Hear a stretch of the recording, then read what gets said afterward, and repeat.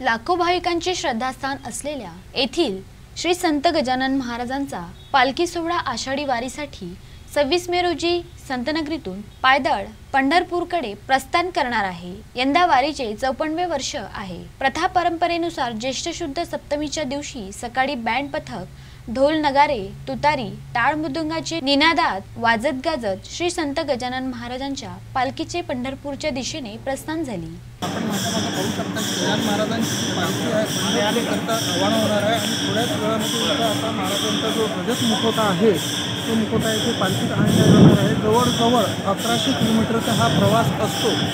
30 दिवसानंतर गजानन महाराजांची पालखी पंढरपूरला पोहोचते। तिथे विष्णू माऊलीचे दर्शन केल्यानंतर 3 दिवसाचा मुक्काम झाल्यानंतर परत परतीच्या मार्गाला सुद्धा लागत। एक गाणं जरूर आठवते की मला न्यावयाला गजानन बाबाची गाडी घुंगराची आली, गाडी घुंगराची। प्रत्येक भाविक भक्ताच्या आणि प्रत्येक वारकऱ्याच्या मनामध्ये हे शब्द आज येथे जरूर असते।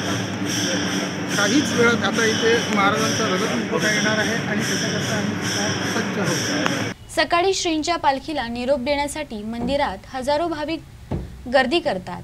सर्वप्रथम भक्तिमय वातावरणात श्रींच्या रजत मुखवट्याची पूजा करण्यात येते। त्यानंतर पालखीचे ज्ञानोबा माऊली तुकाराम, गणगण गणात बोते, गजरात भव्य पताकाधारी वारकऱ्यांसह एका गणवेशात शिस्तीत टाळ मृदुंगाचे निनादात पावली करत संस्थानमधून प्रस्थान करणार आहे।